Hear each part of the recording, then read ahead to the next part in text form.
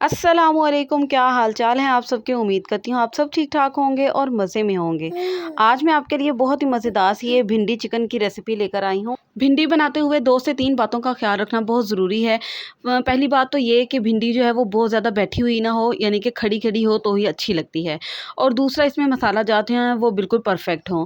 और तीसरा ये कि भिंडी जो है वो बहुत ज़्यादा ऑयली ना हो। तो चलिए स्टार्ट करते हैं और देखते हैं तमाम टिप्स एंड ट्रिक्स।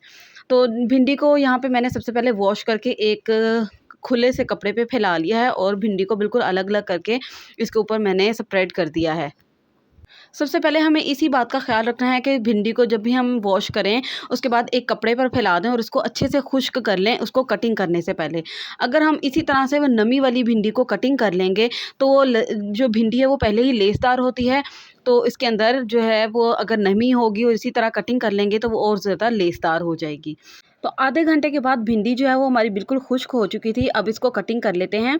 कटिंग करने के लिए हम इसको उसकी फ्रंट साइड और बैक साइड से थोड़ा-थोड़ा सा कटिंग कर लेंगे और उसके 2 से 3 पार्ट में हम इसको छोटा-छोटा सा कटिंग कर लेते हैं।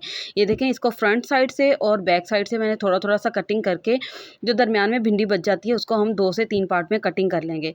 इसी तरीके से हम सारी भिंडी को कटिंग कर लेंगे और अगर जो भिंडी सख्त होगी या जिसके मोटे-मोटे बीज होंगे उसको हम छोड़ देंगे।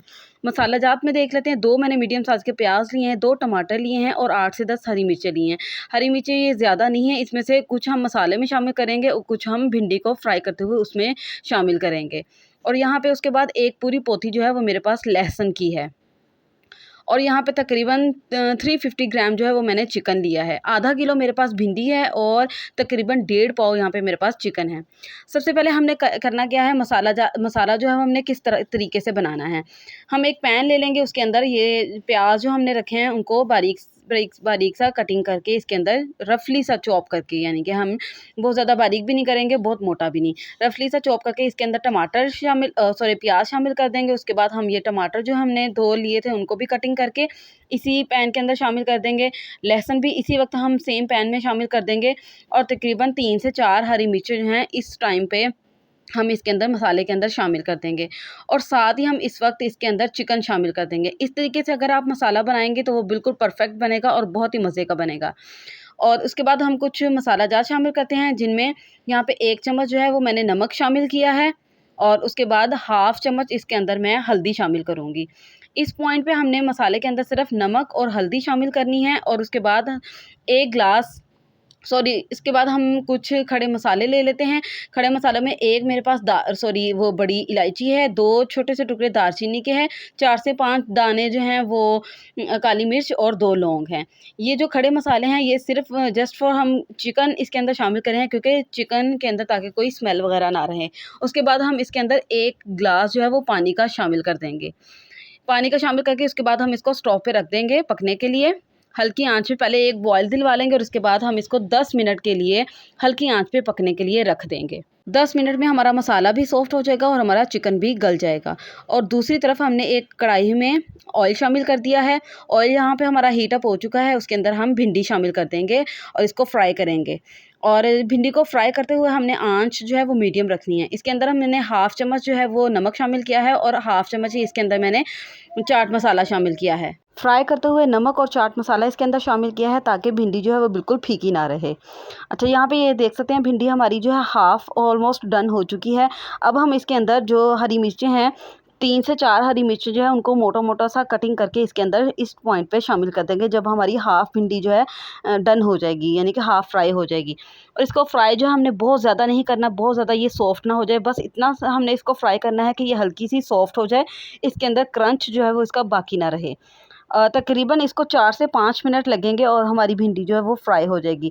अगर आप इसको 10 मिनट के लिए फ्राई करेंगे तो फिर भिंडी बहुत ज़्यादा फ्राई हो जाएगी और फिर वो बिल्कुल ही बैठ जाएगी। भिंडी को फ्राई करते हुए आँच का आपने बहुत ज़्यादा ख़्याल रखना है।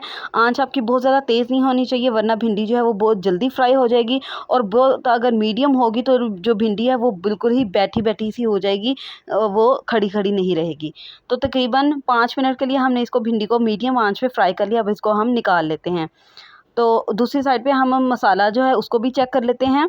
मसाला जो है ये देख सकते हैं आप सॉफ्ट हो चुका है। प्याज और टमाटर जो हैं वो बड़े अच्छे से सॉफ्ट हो चुके हैं। ये देखिए मैं इसके अंदर चम्मच चला रही हूँ तो बिल्कुल बहुत आराम से जो है वो मिक्स हो रहे हैं। तो इनको हम अच्छे से एक बार चम्मच इसके अंदर चलाकर अच्छे से तमाम मसाले को मिक्स कर लेंगे। तो यहाँ पे ये देख सकते हैं मसाला बड़ा अच्छे से इसके अंदर हमारा मिक्स हो चुका है। आप यहाँ पे ये देख सकते हैं कि अभी तक हमने इसके अंदर ऑयल शामिल नहीं किया, पहले भी हमने पानी शामिल किया था, ऑयल बिल्कुल भी शामिल नहीं किया था।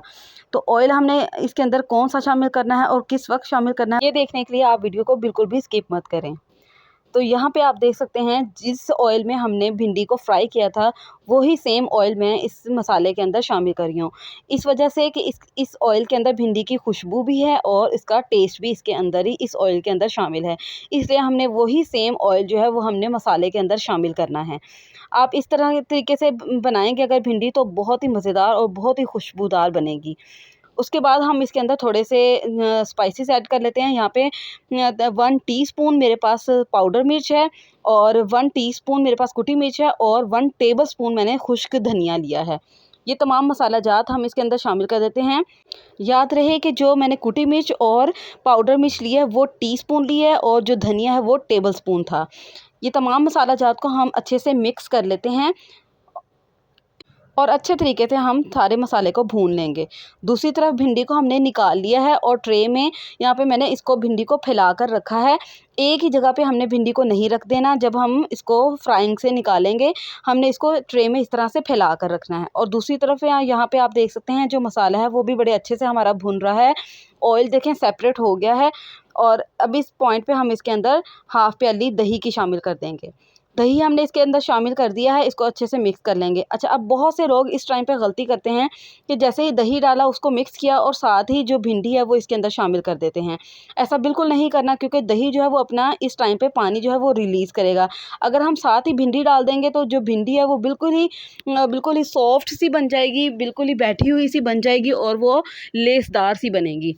आपने जब दही डालना है उसके बाद दही का पानी जो है वो अच्छे से खुश्क करना है और फिर उसके बाद हमने इसके अंदर भिंडी को शामिल करना है। तो तकरीबन 2 से 3 मिनट इसको पका लेने के बाद यहाँ पे आप देख सकते हैं जो दही का पानी है वो अच्छे से खुश्क हो चुका है। अब हम इसको अच्छे से थोड़ी से मिक्स कर लेंगे और इसके बाद इस पॉइंट पे हम इसके अंदर जो हमने भिंडी फ्राई की है वो शामिल कर देंगे। और भिंडी को जब हमने फ्राइंग से निकालना है तो बिल्कुल अच्छे से हमने इसके अंदर से घी को निचोड़ कर फिर निकालना है। तो यहाँ पे आप देख सकते हैं, मैं आपको दिखाऊंगी, देखें ट्रे में बिल्कुल भी घी नहीं है। मैंने इसको इतनी अच्छे से निचोड़ कर इसके अंदर से घी निकाल कर रखा था। अब हम इसको बिल्कुल हल्के हाथों से हिलाएंगे।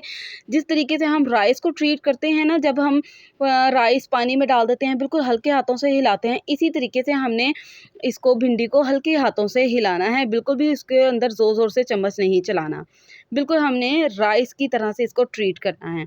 इसको अच्छे से एक बार मिक्स कर लेंगे और उसके बाद हम इसको दम के लिए रख देंगे।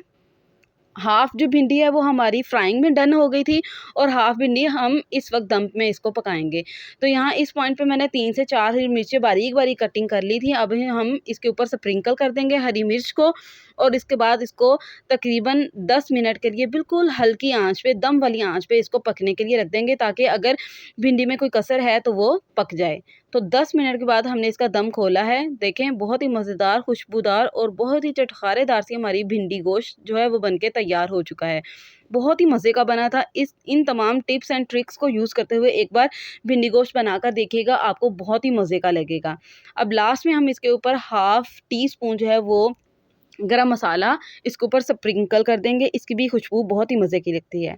तो बस हमारा भिंडी गोश्त मज़ेदार सा रेडी हो गया है। ना तो बहुत ज़्यादा ऑयली है और ना ही भिंडी जो है वो बिल्कुल बैठ चुकी है। बहुत ही परफेक्ट हमारी यहाँ पे भिंडी जो है वो बनकर तैयार हुई है। आप भी एक बार ट्राई कीजिएगा और मुझे फ़ीडबैक दीजिएगा आपको मेरी ये रेसिपी कैसी लगी है, मेरी ये तमाम टिप्स एंड ट्रिक्स आपको कैसी लगी। चलिए चलती हूँ, दुआओं में याद रखिएगा और मैं आपसे मिलूँगी इसी तरह की मज़ेदार सी वीडियो के साथ। अल्लाह हाफ़िज़।